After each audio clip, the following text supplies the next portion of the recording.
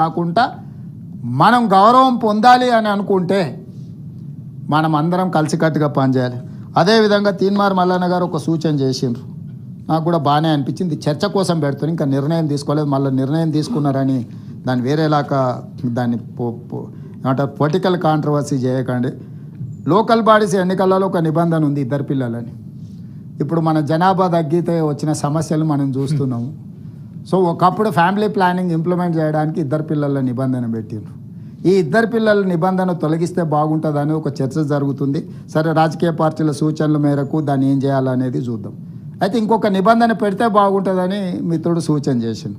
Local బాడీస్లో పోటీ చేయాలనుకుంటే వాళ్ళ పిల్లలు ప్రభుత్వ పాఠశాలలో చదువుకోవాలనే కండిషన్ పెడితే ఆ లోకల్ రిప్రజెంటేటివ్స్ వాళ్ళ పిల్లలు ఎప్పుడైతే ప్రభుత్వ పాఠశాలల్లో చదువుకుంటారో అప్పుడు ఆటోమేటిక్గా ఆ స్కూల్ బాగుండాలనే ప్రయత్నం చేస్తారు. వార్డు మెంబర్ అయినా, సర్పంచ్ అయినా, ఎంపీటీసీ అయినా, ఎంపీపీ అయినా, జడ్పీటీసీ అయినా స్థానిక సంస్థలలో ఎన్నికల్లో పోటీ చేయాలి అంటే వాళ్ళ పిల్లలు ప్రభుత్వ పాఠశాలల్లో చదువుకొని ఉండాలి అని నిబంధన పెడితే బాగుంటుందని మిత్రుడు తీన్మార్ మల్లన్న సూచన చేసిండు.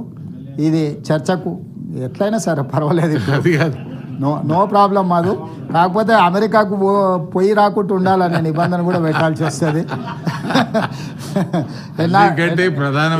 ఎన్ఆర్ఐలను కూడా కొంచెం నియంత్రించాల్సిన అసలు టీచర్లు ఎవరైతే ఉపాధ్యాయ వృత్తిలో ప్రభుత్వ పాఠశాలలో పనిచేస్తున్నారో వాళ్ళ పిల్లలు చదివితే ఇంకా బాగుంటుంది. కరెక్టే సార్, కానీ అంత చైర్మన్ సార్ అంత అనే ధైర్యం నాకు లేదు. మీరందరు సూచన చేస్తే మాత్రం నిర్ణయం తీసుకోవడానికి నాకు అభ్యంతరం లేదు.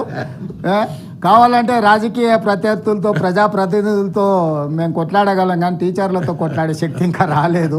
కాబట్టి ఇవన్నీ కూడా అంటే చర్చ అనేది ఓపెన్ అవ్వాలనేది నా పాయింట్. టీచర్లు అని కాకుండా ప్రభుత్వ ఉద్యోగానికి అర్హత కూడా, ప్రభుత్వ ఉద్యోగం చేయాలనుకుంటే వాళ్ళ పిల్లలు ప్రభుత్వ పాఠశాలలలో చదువుకొని ఉండాలనే నిబంధన పెడితే ఏమైనా ఉపయోగం ఉంటుందేమో.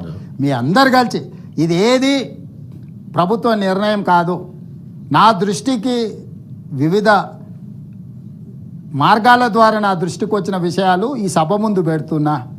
దీన్ని విస్తృత స్థాయిలో చర్చ చేయాల్సిన అవసరం ఉంది. ఎక్కడో ఒక దగ్గర మనం మనసు స్థిమితం చేసుకొని కొన్ని కఠినమైన నిర్ణయాలు తీసుకోవాలి.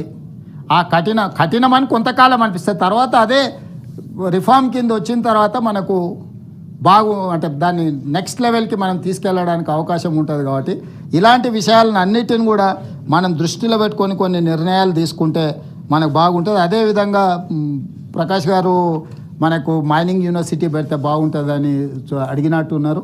సో మనం ఖమ్మంలో, మన కొత్తగూడెంలో మనము ఈ మైనింగ్ యూనివర్సిటీని పెట్టాలని ఒక నిర్ణయం తీసుకున్నాం. డెఫినెట్గా మన దగ్గర ఆ గోదావరి పరివాహక ప్రాంతంలో సింగరేణి కానీ, ఇతర మైన్లు కానీ, ఐరన్ ఓర్ కానీ రకరకాల మైన్స్ ఉన్నాయి. అక్కడ కాలేజ్ ఉంది, దాన్ని యూనివర్సిటీ కింద అప్గ్రేడ్ చేయాలని కూడా రాష్ట్ర ప్రభుత్వం ఆలోచన చేస్తుంది. డెఫినెట్గా ఖమ్మం, కొత్తగూడెంలో మనం ఆ మైనింగ్ యూనివర్సిటీ కోసం కూడా సార్ అవును సార్.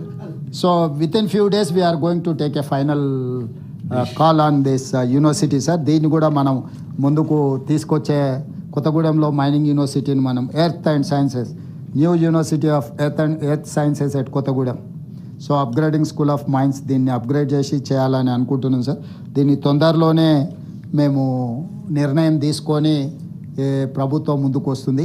ఏది ఏమైనా ఈరోజు చర్చలో ప్రస్తావించినా ప్రస్తావించకపోయినా మన విద్యా విధానము